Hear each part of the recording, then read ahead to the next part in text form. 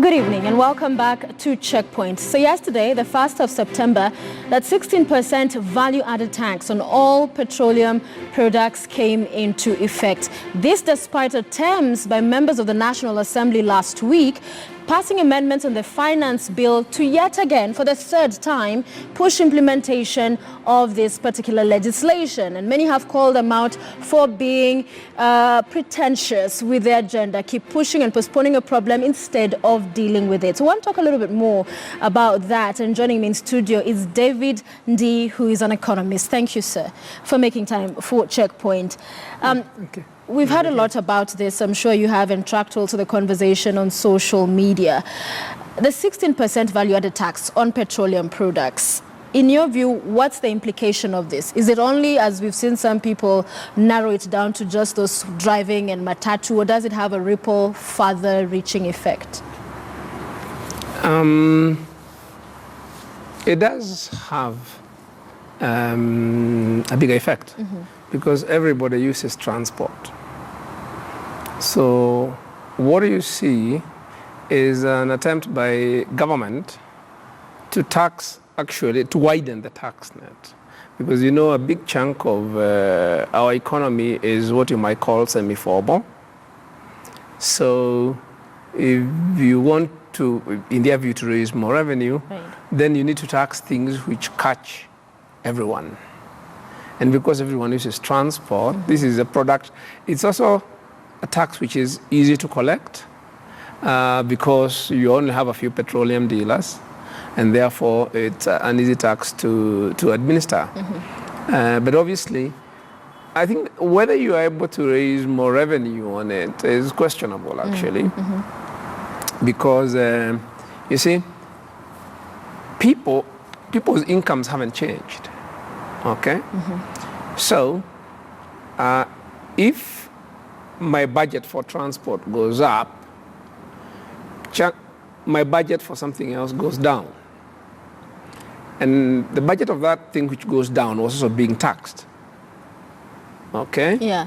So the budget for transport goes up, the budget for household shopping goes down, so you collect more, or my budget on airtime, for instance, goes down. Yes.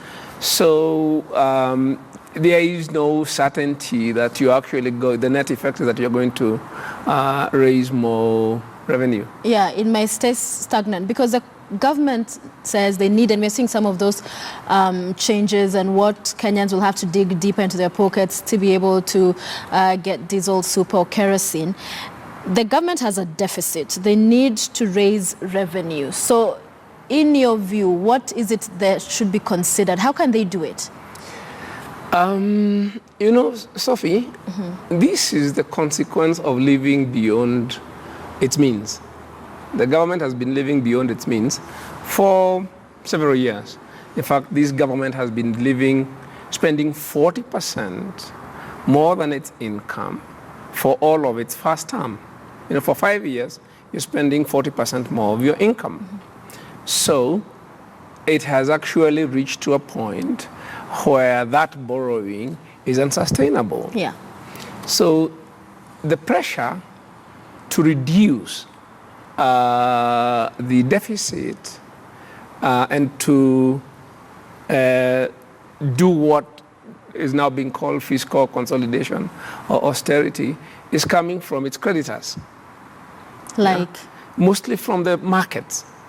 You see, I saw an article yesterday or the day before talking about all the African countries, many countries which are going into financial distress, and many of them who are borrowers have Eurobond, have issued Eurobonds like ourselves. Right. And it was by one of the big banks, I think Citibank, and it singled out two countries as having challenges of fiscal consolidation, Zambia and Kenya. So what you're seeing is the fact that the government now needs to keep refinancing its market debt. And to refinance that debt, the market has particular expectations. Right. And they look at the credit rating sort of thing. They look at your macro economic variables. And they have decided that the only way that countries like Kenya, are going to be able to sustain their debt is if they shrink their deficit. So that's where the pressure is coming from. There is also a change in the global financial environment. You are seeing a retreat from emerging markets. I saw, I think yesterday or the day before, the yields on Zambian Eurobonds at something like 15%. When Zambia was issuing those bonds, and as we are issuing the Eurobonds, the rates were about 6 or 7%. In fact, we issued about 6 or 7%. Right. So it means if we go back to refinance, you are beginning to talk with the market about rates above 10%. Yes. 10, 12%. So because the US interest rates are rising, the global market changes. And when countries like ours go out, have exposed themselves to the market, these are the risks that you have exposed yourself to. All right. And these risks are now crystallizing. So let me ask you this, and as far as the members of parliament, in your view, are they being dishonest? Because legislation passed in 2013, delayed for 3 years, postponed those amendments, then again for 2, and now on the table is a bill seeking to push this further. We'll see if the president will assent to these proposals or not. Do you think they're being dishonest, or were they hoping there'd be a change in as far as policy that would then cushion mwananchi? I don't think they're being dishonest. But I think they are not well informed. It's a problem of incoherence. This government is completely incoherent as far as its economic management is concerned and its policy concerned. These same MPs are the ones who have been cheerleaders of this excessive reckless borrowing to finance mega projects. Right. As the Treasury and the government are talking about cutting the budget deficit, drastically cutting the budget deficit. They're talking about freezing, the president is talking about freezing development projects, but at the same time, he's going to China and talking about renegotiating a new financing of 380 billion shillings for the SGR. Just to illustrate, there was a bill put in Parliament, which I see people debating, to limit public debt to 6 trillion shillings. Yes. Now, there is already limits on public debt, which Parliament already has all the instruments it needs to limit public borrowing. In 2014, the same Parliament increased the limit on external borrowing to 2.5 trillion shillings, from 1.2 to 2 trillion shillings to accommodate the mega projects. Now, that ceiling has been breached. Now, our public external debt is now excess of 2.5 trillion. So, and the president is out to borrow another 380 billion shillings. And the same MPs are cheering that. Yeah. So it's a much more complex. It's not complex. This country has lost financial and economic sense. And I've been saying this for several years. Yeah, the things we are doing do not make economic and financial sense. Right. And yet you feel that even the outrage around this 16% VAT perhaps is just one of the many issues that Kenyans, had they been informed, would see the numerous other areas the government is stretching and digging the country further into a hole. I think the public is actually informed. I think the public is not being dishonest because what has driven us to this point is very severe political partisanship, where people refuse to see issues unless, especially if they are being raised by your political adversaries. So a lot of, I think, the outrage and all this sort of thing, and is I think thing which We want to have our cake and eat it. Yes. And the same people are saying, no. I've been raising these issues about these mega infrastructure projects. People have been supporting them.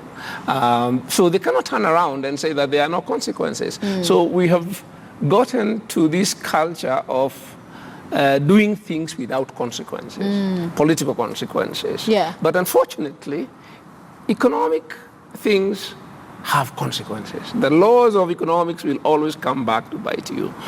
You can play around with politics, but once you play around with the laws with economics and finance, it will come back and get you.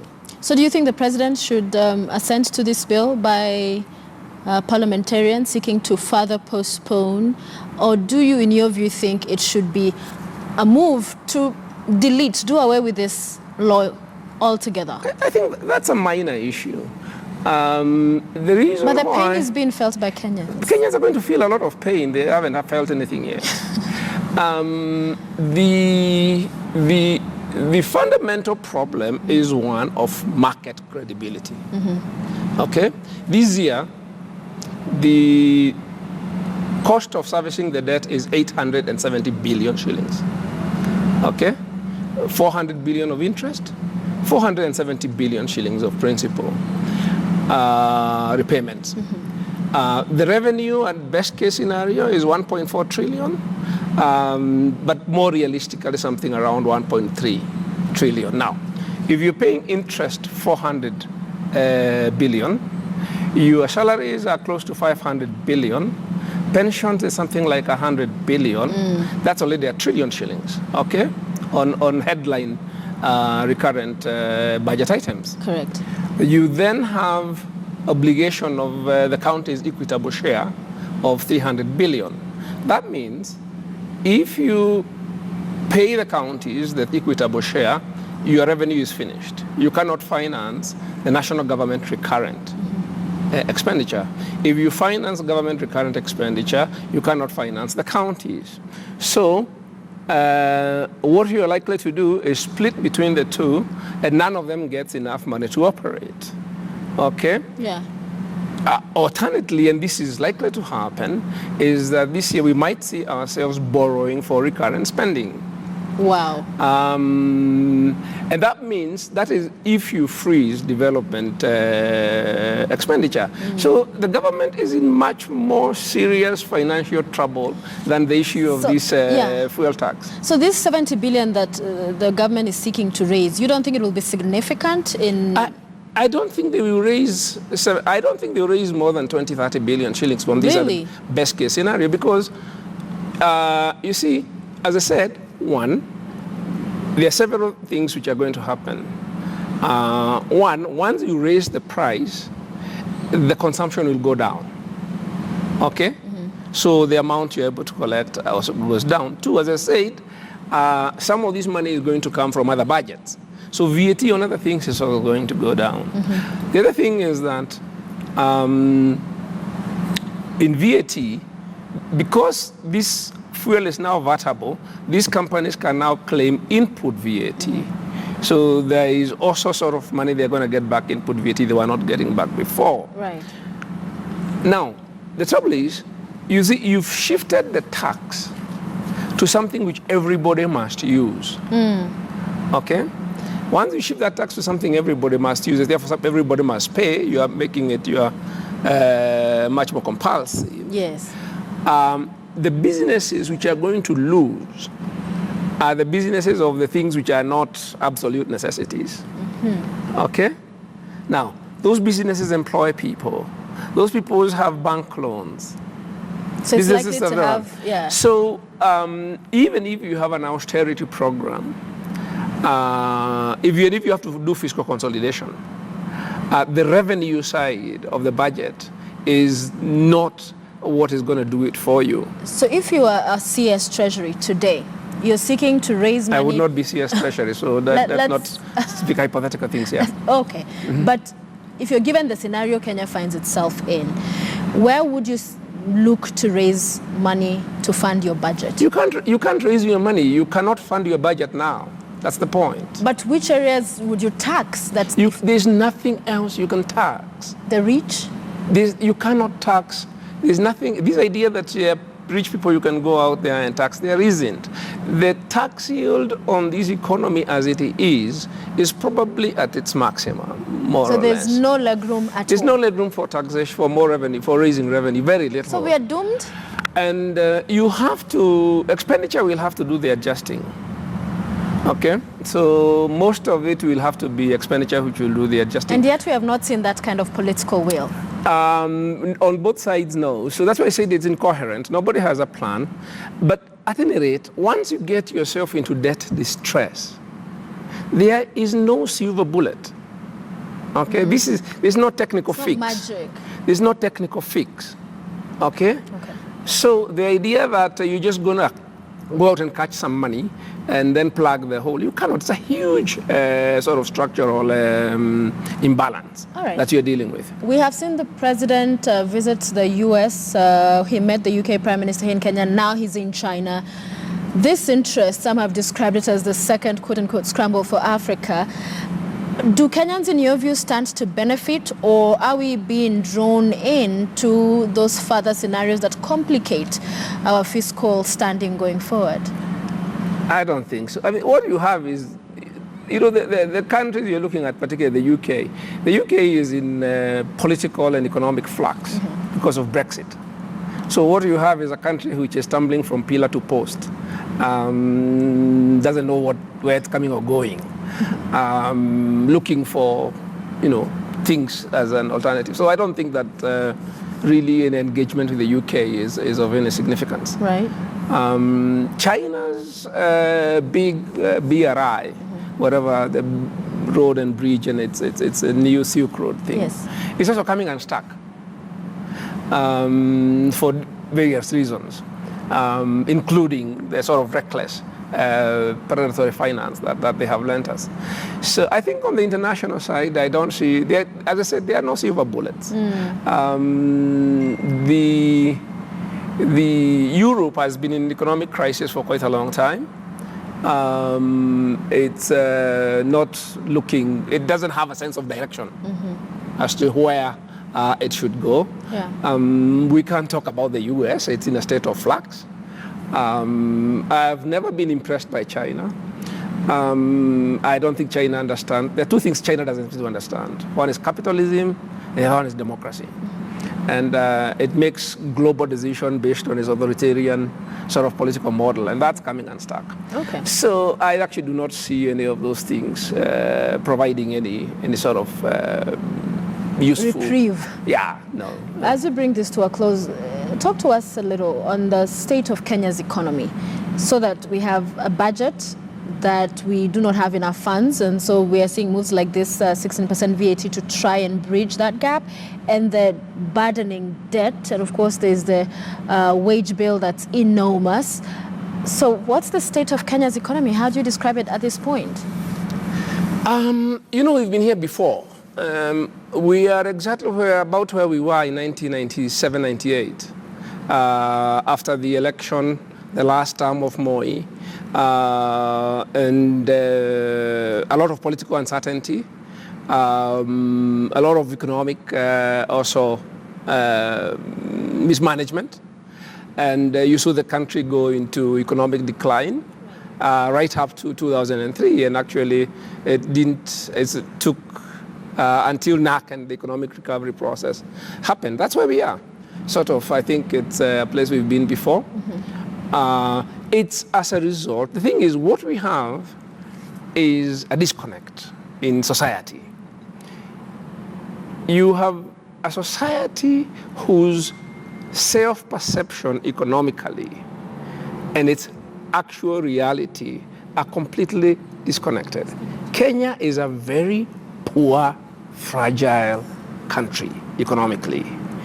But if you listen particularly in Nairobi, the chattering classes, we think that we are a sort of middle-income country which should be able to afford sort of a very high standard of living for everybody. We are not there. Yes. So what we have been doing is living beyond our means,